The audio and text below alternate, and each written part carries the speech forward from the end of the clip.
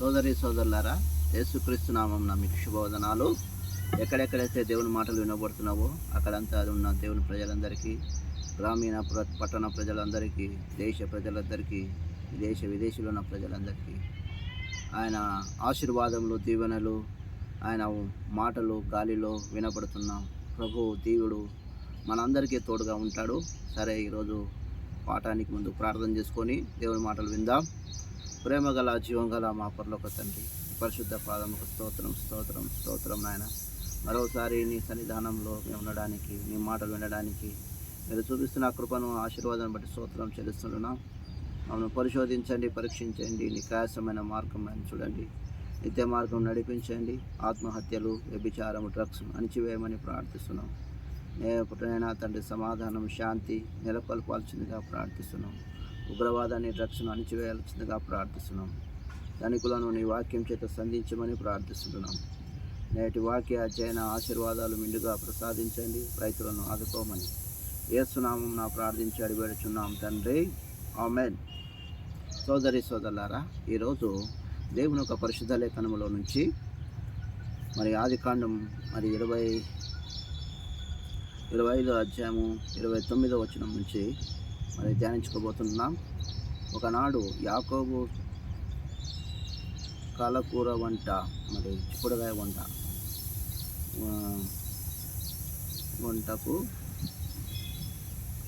కలకూర వంటకు కొనుచుండగా ఏశావు అలసి ఉన్నవాడే పొలంలో నుండి వచ్చాను. నేను అలసి ఉన్నాను, ఆ ఎర్రని ఉన్న దానిలో కొంచెము దయచేసి నాకు పెట్టుమని అడిగాను. అందుచేత అతని పేరు ఏదోము అనబడెను.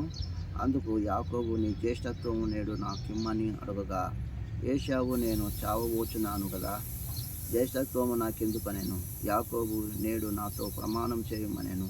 అతడు యాకోబుతో ప్రమాణం చేసి అతనికి జ్యేష్ఠత్వము అమ్మివేయగా, యాకోబు ఆహారమును చిక్కుడుగాయలకు వంట ఏశావుకిచ్చెను. అతడు తిని త్రాగి లేచిపోయాను. అట్లు ఏశావు తన జ్యేష్ఠత్వాన్ని తృణీకరించెను.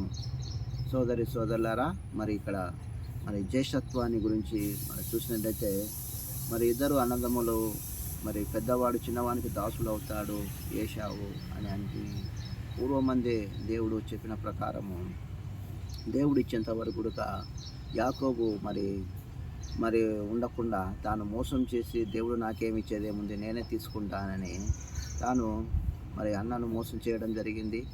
అలాగే మరి దేవుణ్ణి మరి అవమానపరచడం జరిగింది. కాబట్టి తన యుక్తి మరి ఏదో ప్రదర్శన ద్వారా తను ఏదో సాధించాలనే తపనతోని ముందుగానే మరి దాన్ని పొందడానికి ప్రయత్నించాడు. కాబట్టి తాను మరి ఏ విధంగా అయితే తాను ఆ విధమైన తీర్మానం తీసుకున్నాడో, కానీ మరి అక్కడ లాభాను అనే మరి మామ దగ్గర ఎన్నో గుణపాఠాలు తాను నేర్చుకున్నాడు. అక్కడ ఒక యుక్తి మరి ఎంతో మరి తన ప్రయత్నాలన్నీ చేశాడు, కానీ అవన్నీ ఒకసారి ఫెయిల్ అయిపోయినట్టు మనం చూస్తుంటున్నాం. కాబట్టి సోదరులారా, దేవుడిచ్చేంతవరకు కూడా ప్రతి ఒక్కరూ మరి ఓపిక కలిగి ఉండాలి. ఆయన దీవెనలు, ఆశీర్వాదాలు మనం పొందుకోవడానికి ఎప్పుడూ సిద్ధంగా ఆయన నడుపుతూ ఉండాలి. ఆయన అబ్రహాముకు మరి ఏ విధంగా తనకు తోడుగా ఉన్నాడో మనకుగా తోడుగా ఉంటాడు. కాబట్టి సోదరులారా, దేవుని యొక్క పరిశుద్ధ లేఖనంలో మనం చూసినట్టయితే మరి 26వ అధ్యాయంలో మొదటి వచనం, అబ్రహాము దినముల్లో వచ్చిన మొదటి కరువు కాగా మరొక కరువు ఆ దేశంలో వచ్చెను. అప్పుడు ఇస్సాకు గెరారులో ఫిలిష్తీయుల రాజైన అబీమెలెకు వద్దకు వెళ్ళాను. అక్కడ యెహోవా అతనికి ప్రత్యక్షమై, నీవు ఈజిప్టుకు వెళ్ళక నేను నీతో చెప్పిన దేశమునకు ఉండుము, నేను నీకు తోడై ఉందును, నిన్ను ఆశీర్వదించేదను. ఎలయనగా నీకు నీ సంతానమునకు ఈ దేశమును ఇచ్చేదని నీ తండ్రి అబ్రహాముతో నేను చేసిన ప్రమాణము నెరవేర్చేదని, ఆకాశ నక్షత్రములు నీ సంతానము విస్తరింపజేసి ఈ దేశంలన్నీయు నీ సంతానమును ఇచ్చేదనని, నీ సంతానం వలన సమస్త భూలోకములో సమస్త జనులు ఆశీర్వదించబడెదరు. ఎలయనగా అబ్రహాము నా మాట విని నేను విధేయతను, నాకు ఆజ్ఞను, నా కట్టలను, నా విధులను గైకొని అని చెప్పాను. కాబట్టి అబ్రహాము మరి దేవుడికి ఏ విధంగా తోడుగా ఉన్నాడో, ఏ విధంగా తనకు మరి దయచేస్తూ వచ్చాడో, కాబట్టి వచ్చిన మొదటి కరువు కాక మరొక కరువు ఆ దేశంలో వచ్చినప్పుడు మరి ఇస్సాకు గెరారుకు వెళ్ళినట్టు మనం చూస్తున్నాం. ఫిలిస్తీ ప్రాంతమైన గెరారుకు వెళ్ళినట్టు మనం చూస్తున్నాం. అబీమెలెకునొద్దకు వెళ్ళినాడు. అలాగనే మొదటిసారి కరువు వచ్చినప్పుడు మరి అబ్రహాము కూడక మరి ఉత్తరాన ఉన్న మరి షెకెమునకు వెళ్ళాడు. మరి ఈజిప్టుకు వెళ్ళినట్టు మనం చూస్తుంటున్నాం. కాబట్టి మరి అబ్రహాము వెళ్ళిన విధానాన్ని మనం చూస్తుంటున్నాం. అలాగనే మరి ఇస్సాకు వెళ్ళిన విధానాన్ని కూడా మనం చూస్తుంటున్నాం. కాబట్టి సరైన మరి వారు సమస్యలు వచ్చినప్పుడు, కష్టాలు వచ్చినప్పుడు తమ ప్రాంతాలను వదిలిపెట్టి ఇతర ప్రాంతాలకు వెళ్ళడం జరుగుతుంది. కానీ అది దేవుని చిత్తమా కాదా, దేవుని ఉద్దేశమా కాదా అనేది మరి ఆలోచన లేకుండా మరి ప్రయాణం మంచిది కాదని ప్రభునామమున మనం చేస్తున్నాం. కాబట్టి సోదరులారా, ఆయన ప్రేమ, ఆయన జాలి మన పట్ల ఎల్లప్పుడూ దేవుడు చూపిస్తూ నడిపిస్తున్నవాడు ఉంటున్నాడు, కాపాడేవాడిగా ఉంటున్నాడు. కాబట్టి మనము నిర్లక్ష్యం చేయకూడదు. మరి దేవుని మాటలను మరి సరైన విధంగా మనం అర్థం చేసుకోవడానికి ఎల్లప్పుడూ మరి ఆయన మాటల చేత, ఆయన కృప చేత మరి దైవభయము కలిగి నడిచిన వారికి దేవుడు దీవెనలు, ఆశీర్వాదములు ఉంటాయి. కాబట్టి ఇస్సాకును ఆశీర్వదించిన దేవుడు మరి నన్ను కూడా దేవుడు ఆశీర్వదించేవాడు ఉంటాడు, కాపాడేవాడు ఉంటాడు.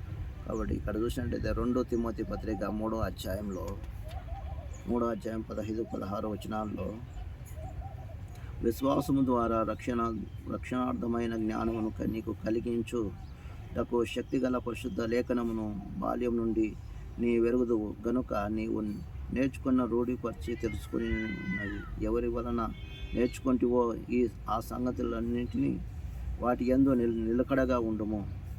దైవజనుడు ప్రతి సత్కార్యమునకు పూర్ణముగా సిద్ధపడి ఉండునట్లు దైవావేశములను కలిగిన ప్రతి లేఖనమును ఉపదేశించుటకును, ఖండించుటకు, తప్పుదిద్దుటకును, నీతి యందు శిక్షించుటకును ప్రయోజనకరమై ఉన్నది.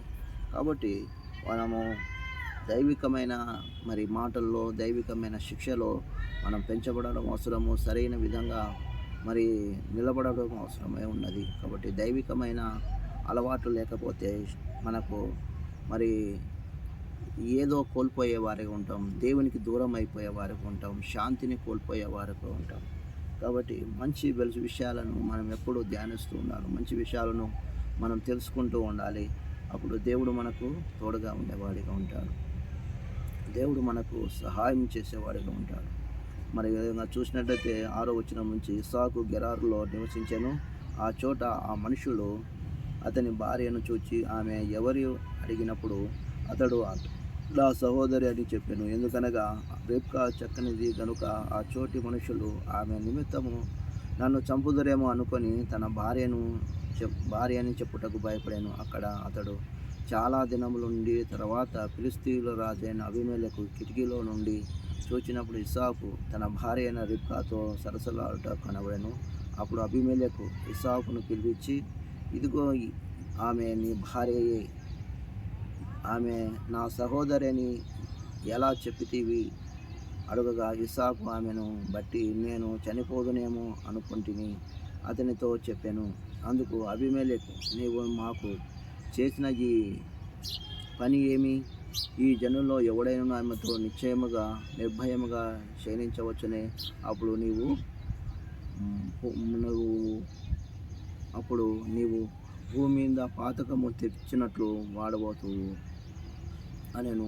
అబీమెలెకు, ఈ మనుషుని జోలికి అయినను ఇతని భార్య జోలికి అయినను వెళ్ళువాడు నిశ్చయముగా మరణశిక్ష నొందురని తన ప్రజలందరికీ ఆజ్ఞాపింపగా.